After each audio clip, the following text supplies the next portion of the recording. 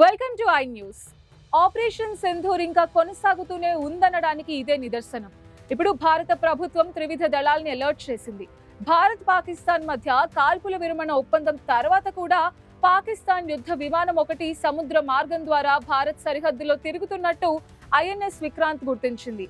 ఈ విషయాన్ని గుర్తించిన భారత ప్రభుత్వం యుద్ధం ఎప్పుడైనా రావచ్చు, మనం సిద్ధంగా ఉండాలంటూ సైన్యానికి సందేశం ఇచ్చినట్టు సమాచారం.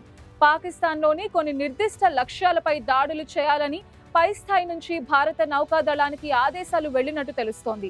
కరాచీలోని పాకిస్తాన్ నేవీకి చెందిన యుద్ధ నౌకలు జలాంతర్గములపై దాడులు చేయడానికి ఏ టైంలోనైనా సిద్ధంగా ఉండాలని నిర్దేశించినట్టు సమాచారం.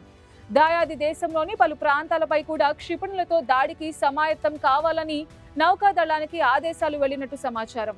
అయితే నౌకాదళం దాడికి పూర్తి స్థాయిలో సిద్ధమైన తుది ఆదేశాలు మాత్రం రాలేదని తెలిపింది.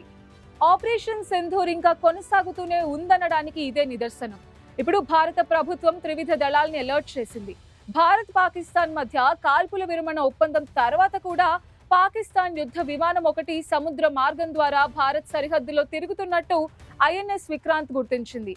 ఈ విషయాన్ని గుర్తించిన భారత ప్రభుత్వం యుద్ధం ఎప్పుడైనా రావచ్చు, మనం సిద్ధంగా ఉండాలంటూ సైన్యానికి సందేశం ఇచ్చినట్టు సమాచారం. పాకిస్తాన్లోని కొన్ని నిర్దిష్ట లక్ష్యాలపై దాడులు చేయాలని పై స్థాయి నుంచి భారత నౌకాదళానికి ఆదేశాలు వెళ్లినట్టు తెలుస్తోంది.